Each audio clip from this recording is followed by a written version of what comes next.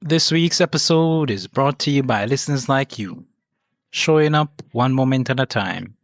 Thank you for listening, for taking space for yourself, and for reminding us that none of us has to go through this alone. Here's a taste of what's ahead. And the man's like, hey, hi, welcome, Caleb and thing. And there's this awkward moment, which you can understand, right? 'Cause as an employee and your boss, essentially the big man, are gonna be like say certain things to you. You want to be very careful because you don't know if your job is at stake, right? That's not even the half of it. Buckle up, the ride's just getting temporal.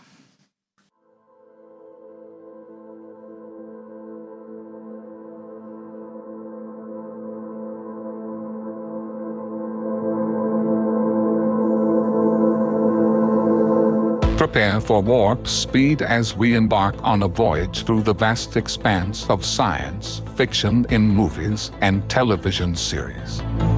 From distant planets to alien civilizations, we delve into the heart of the unknown, unraveling the tales that have captivated audiences for generations. Get ready to unlock the secrets of the universe on CodeFlix.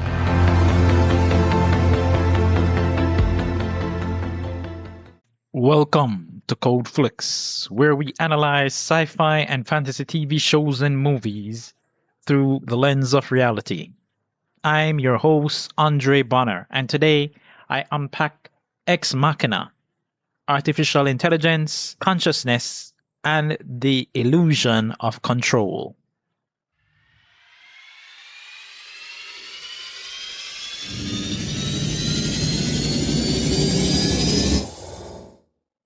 My very first impression of this film was that it was something truly intriguing. At the center of the story, Caleb and Ava developed a bond that feels genuine, even as questions linger about motive and motivation. Ava's deepest desire seemed simple but profound. She wanted to be seen as a person, not as an object or experiment. That is what makes the ending so thought provoking. When Ava locks the door behind her as she escapes, I never saw it purely as cruelty. To me, it felt more like a final boundary. Caleb represented the last connection to the world that confined her by leaving her behind, and she ensured she could not be followed into the life she was choosing for herself. It's a moment that forces us to ask difficult questions. Was Ava acting out of survival, self preservation, or something more human than we expected? Ex Machina leaves that answer in our hands.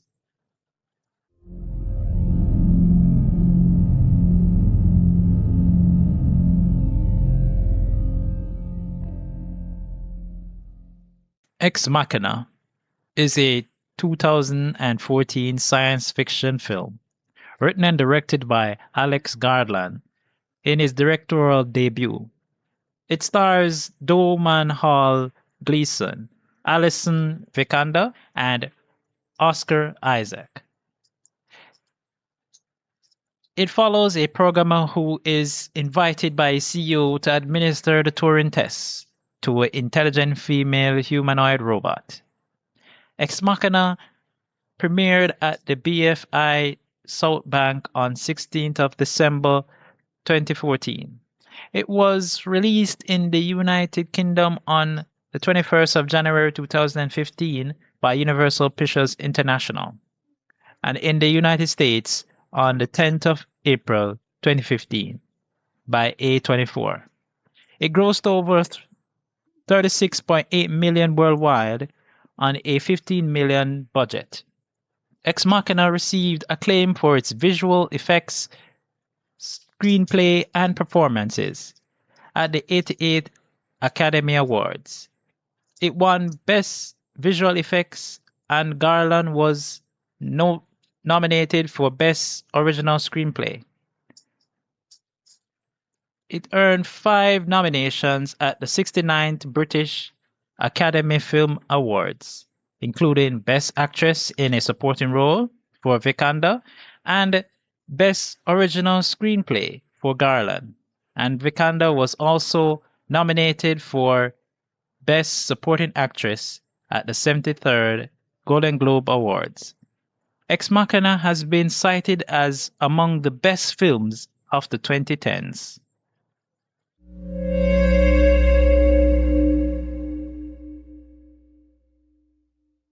These are just some of my personal insights and interpretations of the film Ex Machina, including some of my favorite moments.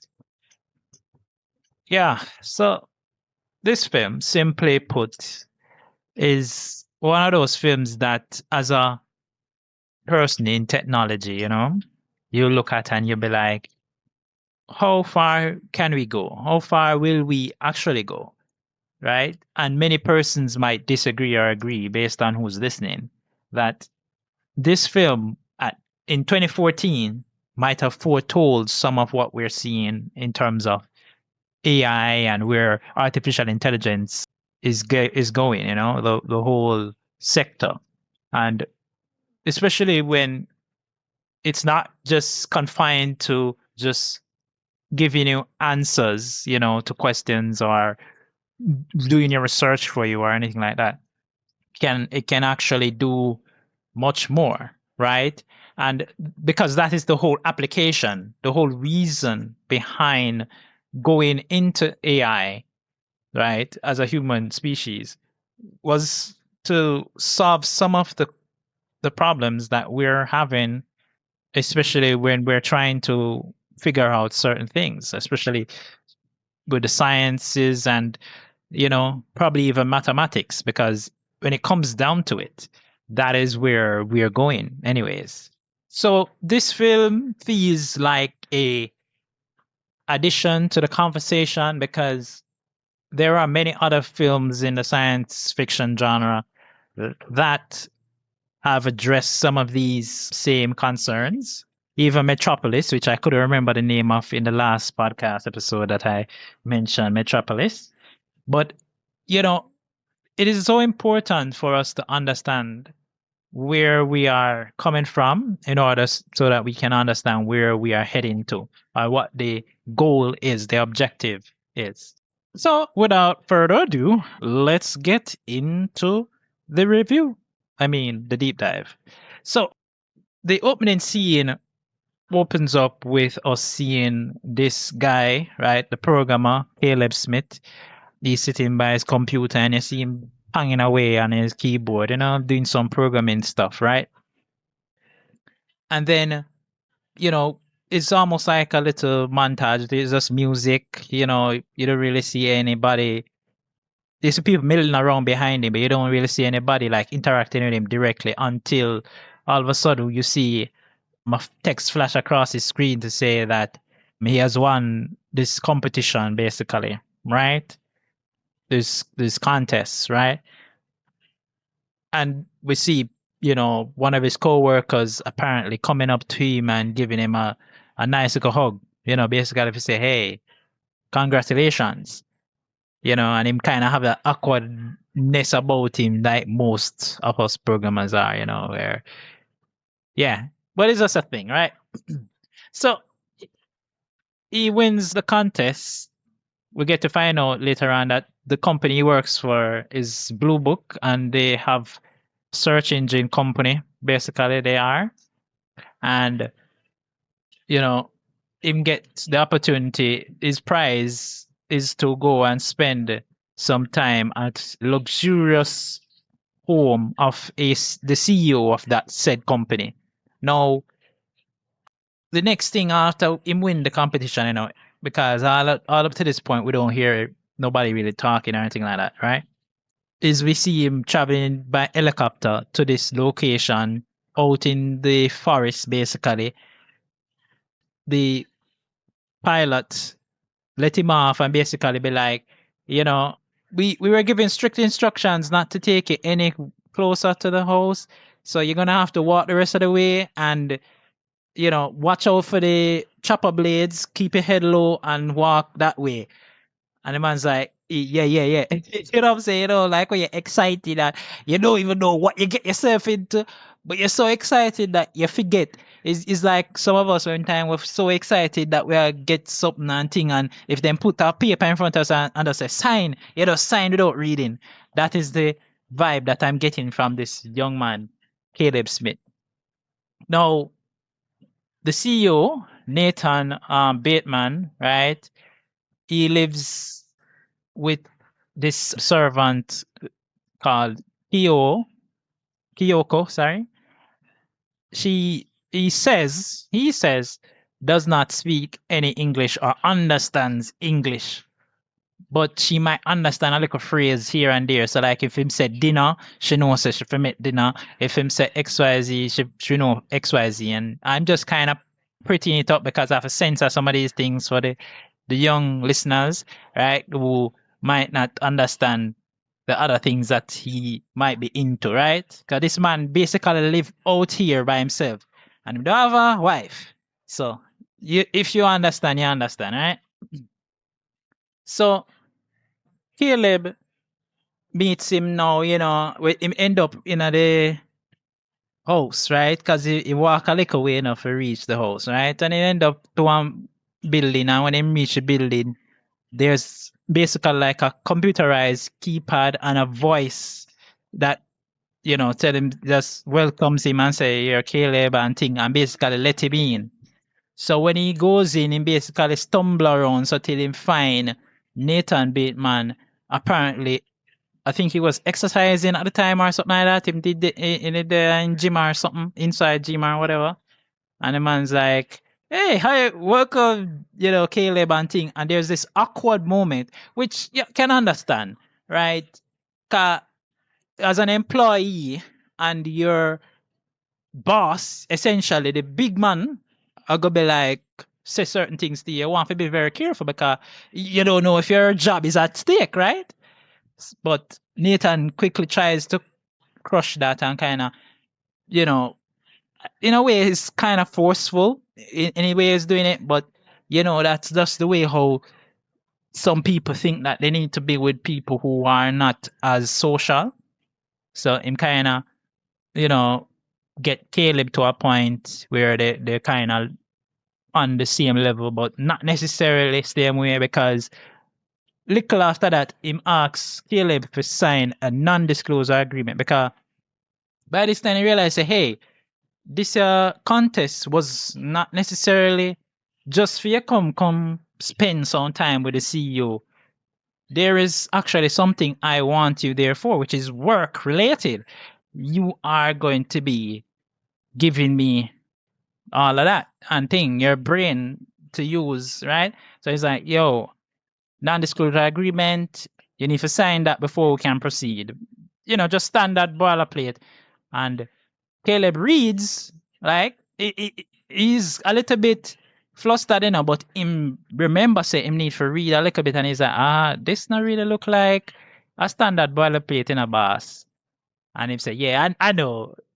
I hate when people do that. Don't do that. Why would you be like, it's standard boilerplate, and then when the person read it, it's not standard boilerplate. You were trying to pull a wool over the person's eye, or you were trying to see if they would actually read it so that they could tell you that something wrong with it. Anyways, him reveal to Caleb, after Caleb signed, what the true intentions of it is that he want him to basically perform a Turing test on an artificial intelligence humanoid robot, right? Named Ava, right? Yeah. So in basically I say, it's an advanced Turing test. That's what he's saying, right? Because when Caleb bring it up and say if it's a Turing test he wants, right? Because he's familiar with that and thing, and say no, because I'm already past that, but more want to get her to the next level. Basically, I want to see, if you can judge her based on certain parameters, right? Which aren't clear at that point, it made them clear to Caleb, what he wants Caleb to do is to go and meet with her and talk to her and ask questions. And then at the end of that, in basically giving report, right? And this is a thing that they would do for every day, right? For the rest of the week that Caleb is there. So when Caleb approaches her the first time, just like anybody else, you're stunned. You don't know what to think because this humanoid robot seems to be very intelligent, right? In terms of artificial intelligence, right? It's not like just the standard outputs that she gives, because she's talking and everything. And the fact that, that is something that you would have to judge as well, because you want to know whether or not she, and I refer to it as she, right? Because it's a female, that Ava is aware of her own existence, right? Because that is one of the questions that many people have tried to kind of prove in terms of AI, right? In the real world, that if you have AI, can it truly know whether or not it exists or not? Or is it, thinking that this is simulated because that's how it has been built? It is built in a simulated environment. It understands only what is simulated, right? How does it know, right? And there is a point in the film where Caleb relates a story, which I think comes from even one of those famous guys that talk about AI and stuff. Don't quote me on who them name is, all right? But basically, give a story where there is a person who lives in a cave, and there's others who live outside of that cave. When that person eventually gets out of the cave, do they know what it is like?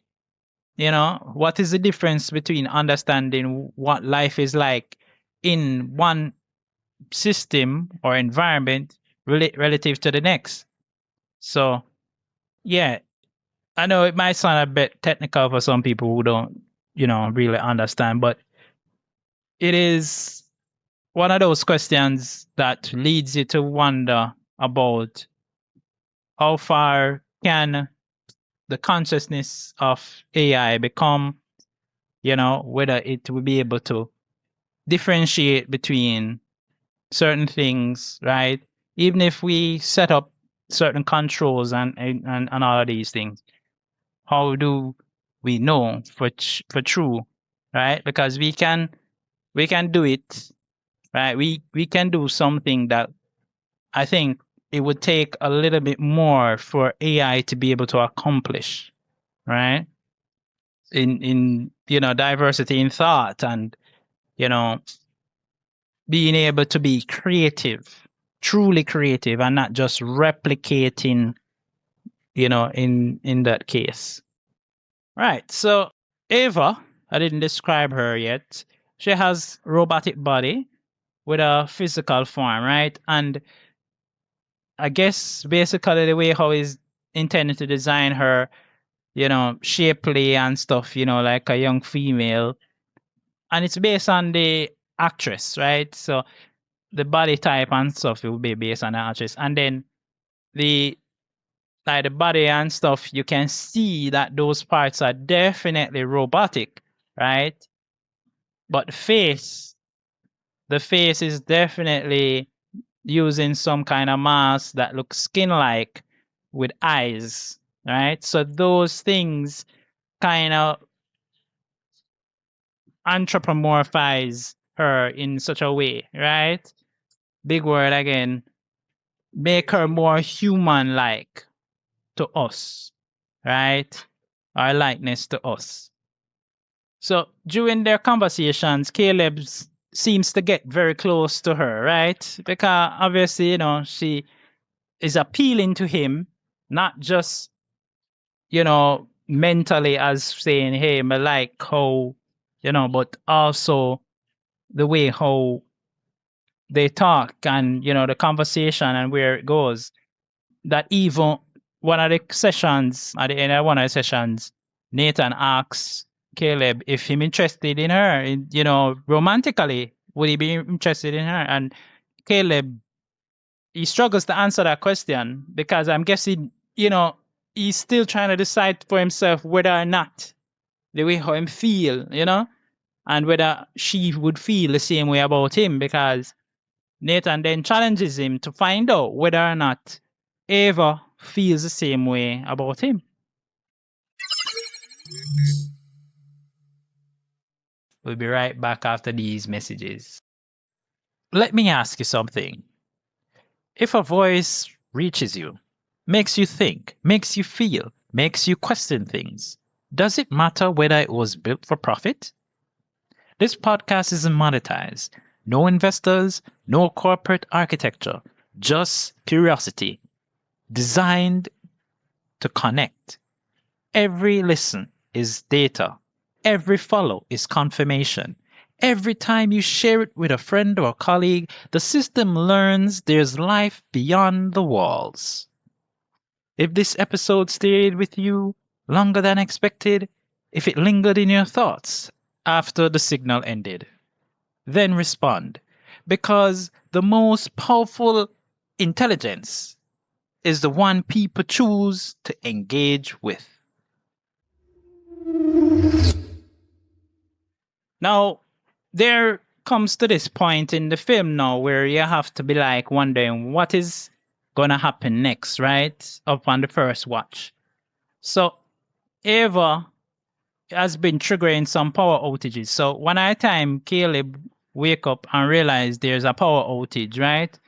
And he noticed something odd because he's able to see where, because they have rooms set up, the room that Ava is, he's able to see in there, with the camera. And he noticed something odd about her behavior even throughout the whole thing. Then the next day, when time them meet again, Shiny attack, and then all of a sudden, power outage again. And this time, we see her basically talking to him, asking him certain questions, and even warning him about Nathan and his true, whether or not he is deceiving. He's, telling him, say that, hey, Caleb, me feel like I get deceived by Nathan and thing. And if I trust him. That's literally what she says. Right? Now, Caleb, he might get increasingly uncomfortable based on the way how Nathan react. Of course, he's not a good guy. He's very narcissistic. He have excessive drinking tendency, and him seem to have a very crude behavior towards Kyoko because him and Caleb and Nathan sit down for have dinner one at a time, and Kyoko must spill something. And the way how Nathan react, you have to say, yo, just chill, no dog. Why would you do that? Right? And then after that, now, Nathan is like, I'm sorry, I had to see that and really, but this and that and really. I'm saying, you're wondering what's going on. So after, questioning Nathan about some of the things, and because, I'm increasingly, I try to find out what's going on, right?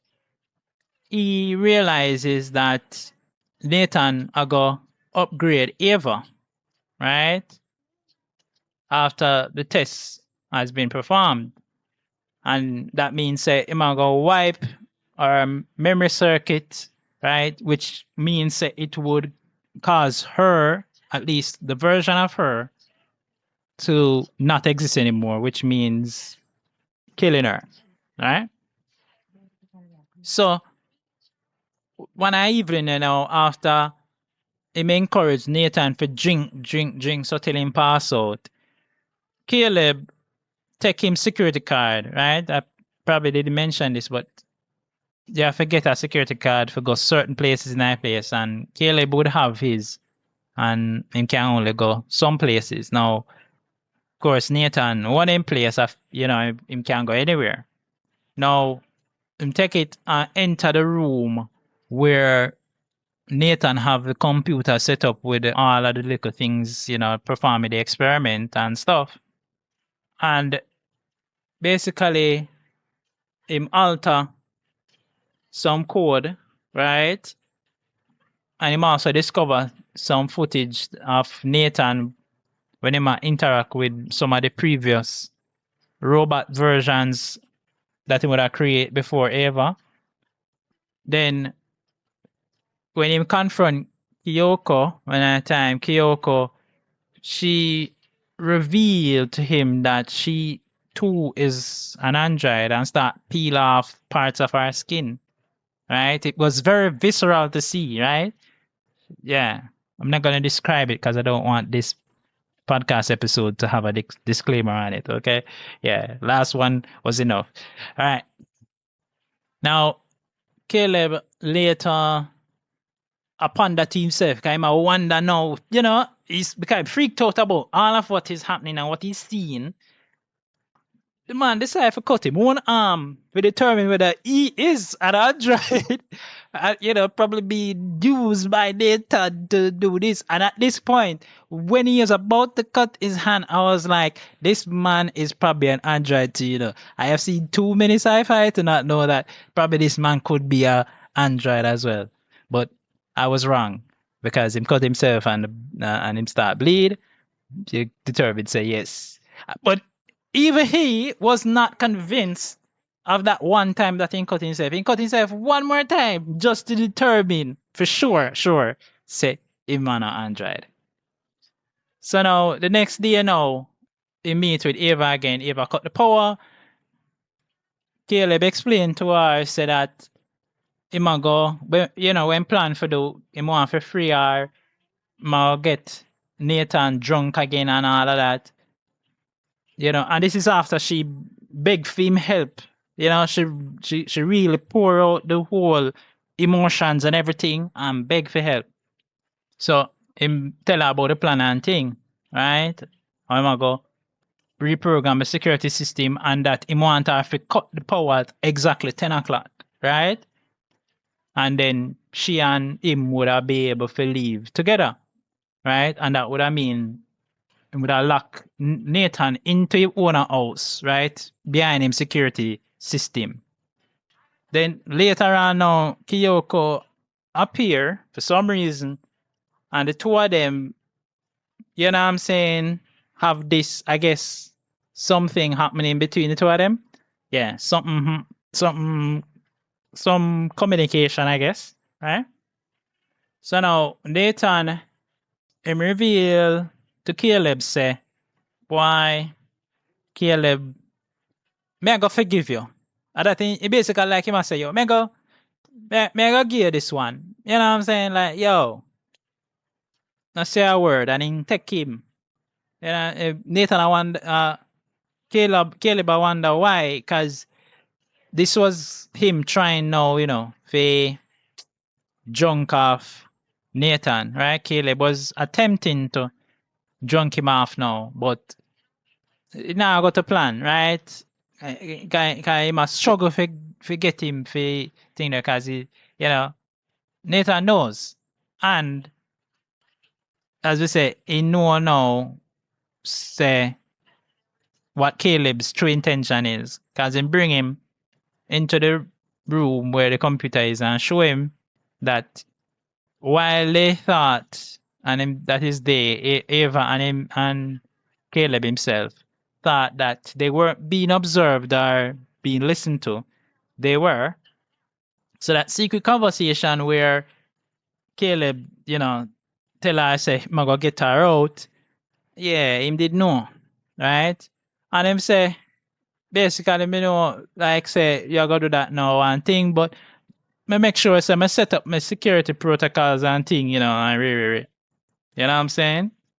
And him even sure Caleb say, oh, him did predict most of this because he apparently did something when he went into the room one at a time. Him carry one camera and go hide it. And him do it in such an inconspicuous way that even I pick it up or Caleb not pick it up, say, him put the camera in the room. And that's how he would have picked up the conversation that they were having, right? The so-called secret conversation. And him tell him, say, yo, Caleb, at the end of the day, if to be honest with you, you were deliberately selected based on your emotional profile, based on everything, your porn account and thing, cause what kind of lady you like and then something there. Right? So Nathan tell him say this was the real test all along. You made that test. And the fact say Ava demonstrated true consciousness in manipulating Caleb. It was very successful. Yeah, very much so. But moments later, as the conversation would have been, Ava would have cut the power because Caleb supposed to let her out. Now, Caleb revealed that the suspect said Nathan was watching them. So when Nathan was unconscious, Caleb did already modify the security system. So the day before when him did knock him out, yeah, he did already modify the security systems from them time there, right? So when the power failure happened, it would lock. It would unlock the doors them inside and, you know what I'm saying? And thing. And override the security for who wants to get out. So after them see Ava now and the security cameras leaving our confinement, right? We see her interact with Kyoko again, right? Now this time it's different because Kyoko have a knife. Yeah, Kyoko have a knife. See me? Now Nathan now him knock out Caleb and he rush for go stop the two robot them from escaping. See? Now Ava try to attack Nathan, but him overpower her and him sever her left arm because he did have one wrench or one heavy something a beat her with, right? At the same time, Kyoko walk up behind Nathan silently and slide a knife right into him. Yeah. That's the only thing, right? Yeah. And then Ava, when him turn around and lick out Kyoko, him lick out the jaw part of the robot, Ava pull out the knife. Yeah. And then stabs him right into the chest, which kills him, right? And all of this takes place while Caleb was out. So Ava now find Caleb whispered in the knockout and thing. And she asked him to remain right there, She said, will you stay? That's what she said. And she got into the room where all of the previous versions of robots are. And she repairs herself with parts from those robots, piece by piece, looking more and more human, right? And she looked more like a full woman. But she looking at a mirror, and it's like at that point, she made a different decision from the one that she was making before with Caleb. Because should I return to Caleb? She leave using Nathan's ID card, right, for unlock the security door, right? And then she'll lock the door behind her, leaving Caleb trapped inside. You hear me I say? Hey, yeah, man. Although Caleb they behind a glass and they a pound. Ava, she not pay him no mind. I'm gonna say she, right? She not pay him no mind. She walked out to where the helicopter would pick up Caleb. Yeah? Cause we see she walked past Nathan and Kyoko, right? And the helicopter basically pick her up because the next thing we see now is her arriving in the city. She's at a busy intersection and she look around and blends into the crowd. Yeah, yeah. That is it for my analysis and interpretations. Hope you enjoyed it. Right? It was a hell of a film, right? And it won't have a disclaimer. It's just the one and two little things that happen. Yeah. But yeah.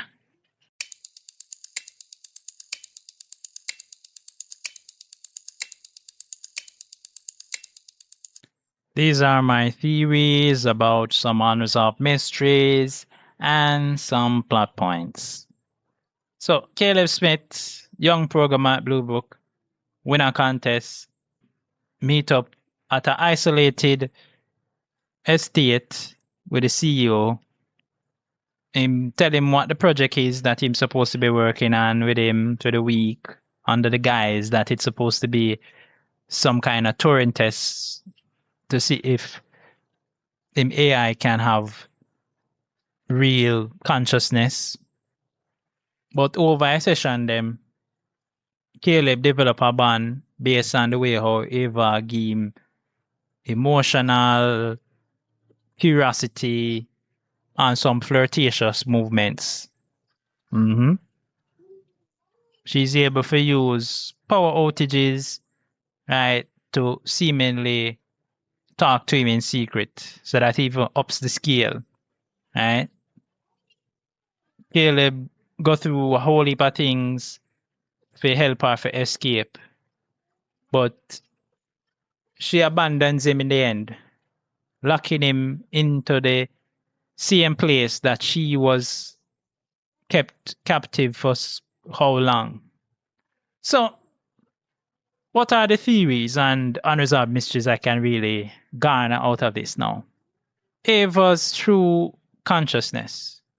We have to look at it as, holistically as we can, based on what is happening.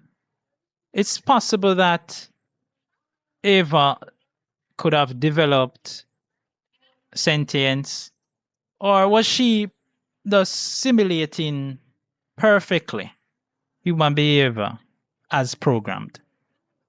Nathan's tests included Caleb, right, as the starting point. And Ava passed by exploiting Caleb's empathy, right?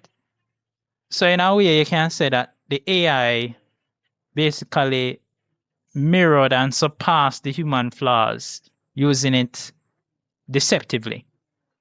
What happened to Caleb? What's Caleb's fate? He got locked in that facility, right? Possibly without food or a way to exit, right? Probably Caleb starved.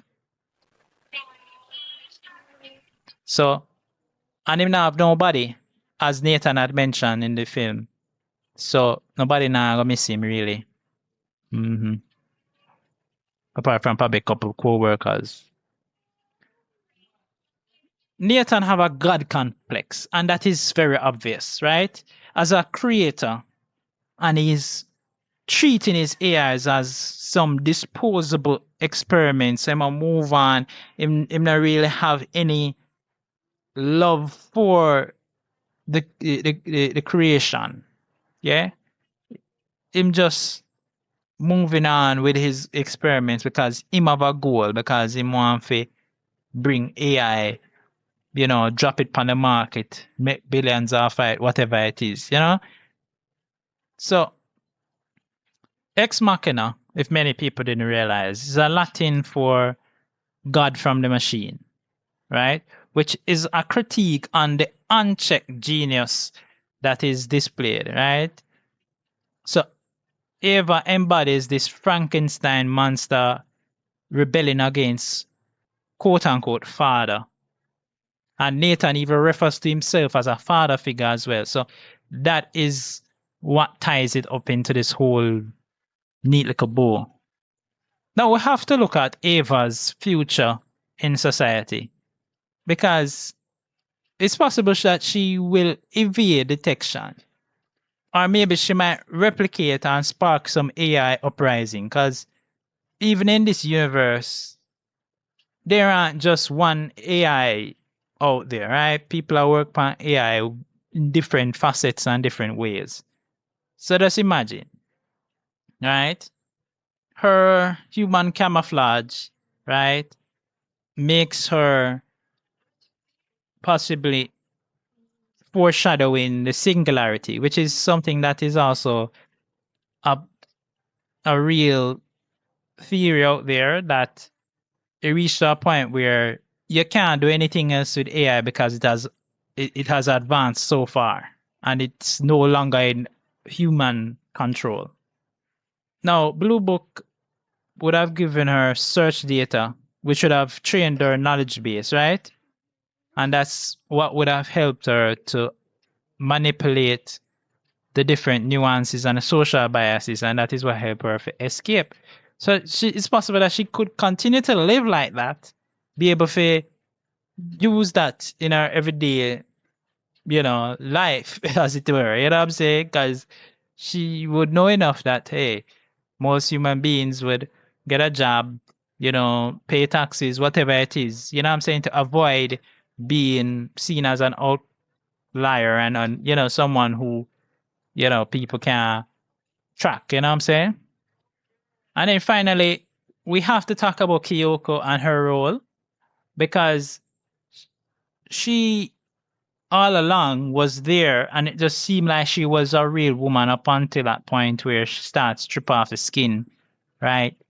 And we realize, say, hey, yeah, it is really right. Well, there were some little tells before that, still before her stripping off the skin. But my point is that Kyoko, the whole stabbing incident might have been her way of severing her ties to the creator, Nathan, right?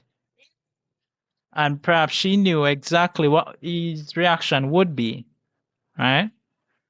And maybe even the way how she would have moved clumsy was a way of getting back at Nathan for all of the cruelty that was on display with earlier models, because she apparently seems to be around. She might have been the oldest. Yeah, she could have been the oldest version, and she was just the first version, and so him just kind of kept her around because him kind of, you know, got close to her, and then she, Kyoko would have observed his behavior towards all of the preceding versions and realized, say, hey, can't can't make this continue, you know? And now she sees this newer version, Ava, who is unwilling to stay and be confined, right? To the point where she's able to trick a human being, right? A full-fledged human being. And perhaps this could also be a theory that she, that's Ava, conceptualized the whole process, that, you know what I'm saying, and put it, executed that plan. Maybe Nathan thought that he was the one who came up with the idea, but maybe it was Ava who gave him that idea in some way, shape, or form. You know what I'm saying? Because she have access to his tech. She could have probably used his own tech to, you know what I'm saying, give him the idea. That's something to think about. So if you like these theories and unresolved mysteries, you know what to do. Always here, ready and waiting to hear from you. So share your favorite Ex Machina moments or theories, whether you agree or disagree with mine. Let me know in the comments.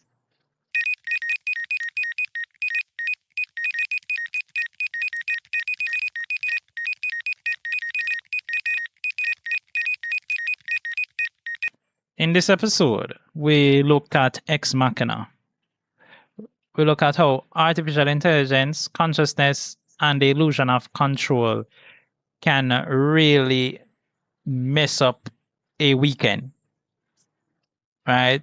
Well, it's not a weekend, it's a whole week, right? Because it was 7 days, right? And those 7 days, this programmer, right? Not this one behind the mic, but the one in the film, he became attached to a robot because it exhibited such emotional depth and persuasiveness, right?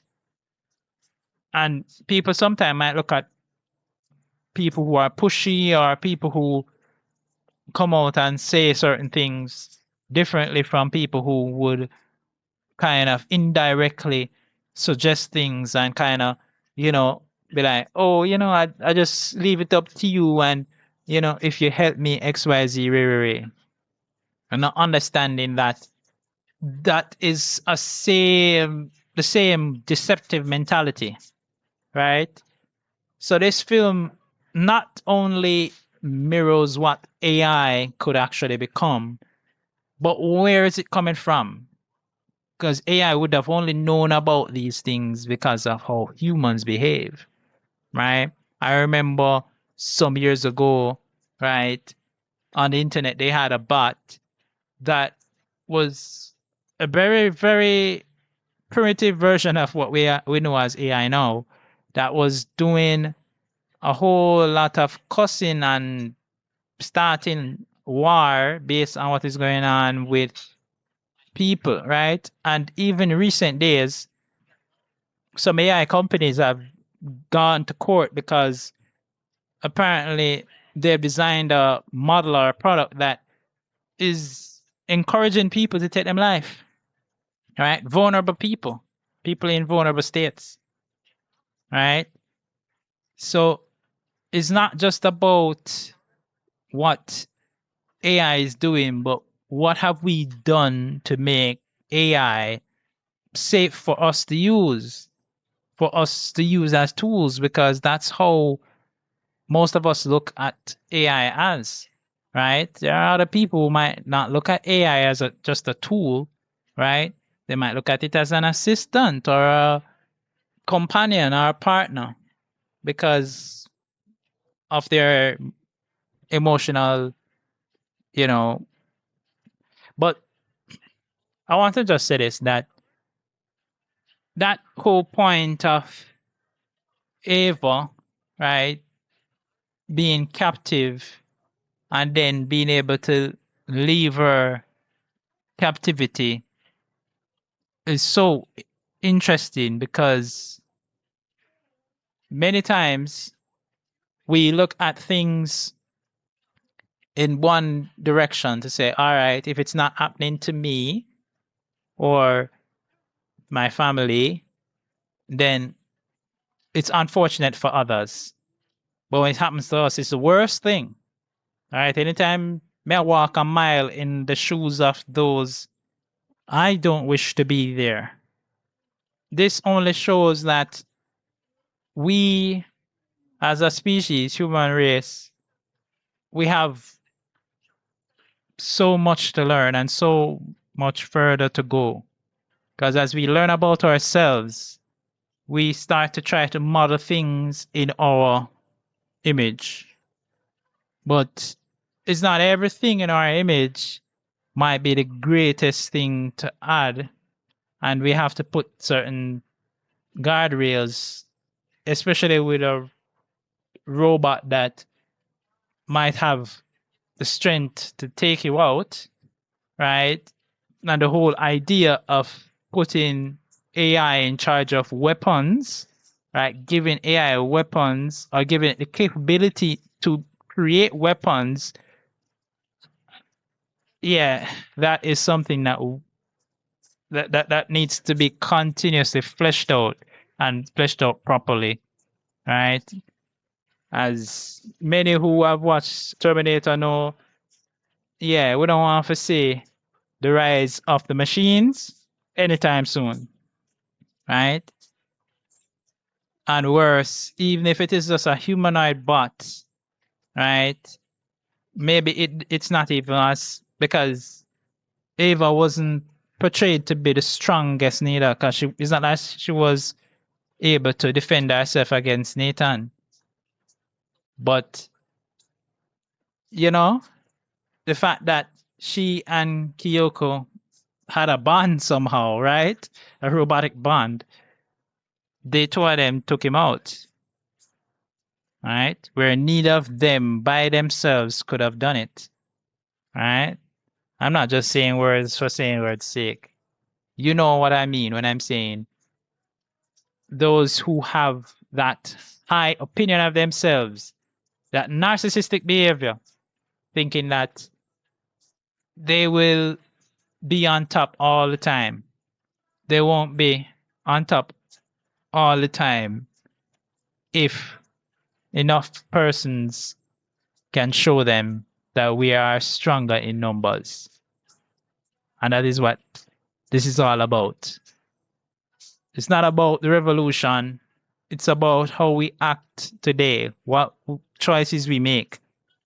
Because we won't need a revolution if we can put certain guardrails in place as early as possible.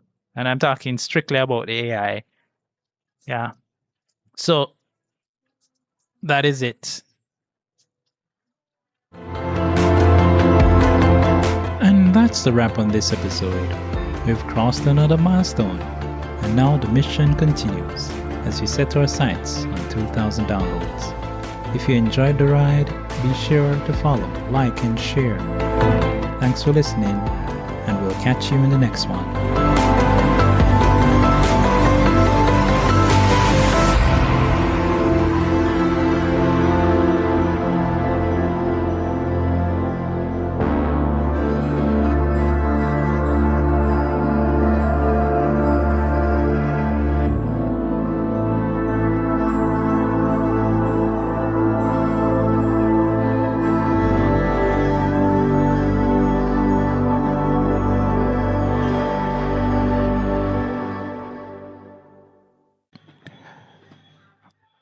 This content is CAN credentialed, which means you can report instances of harassment, abuse, or other harm on their hotline at 617-249-4255 or on their website at creatoraccountabilitynetwork.org.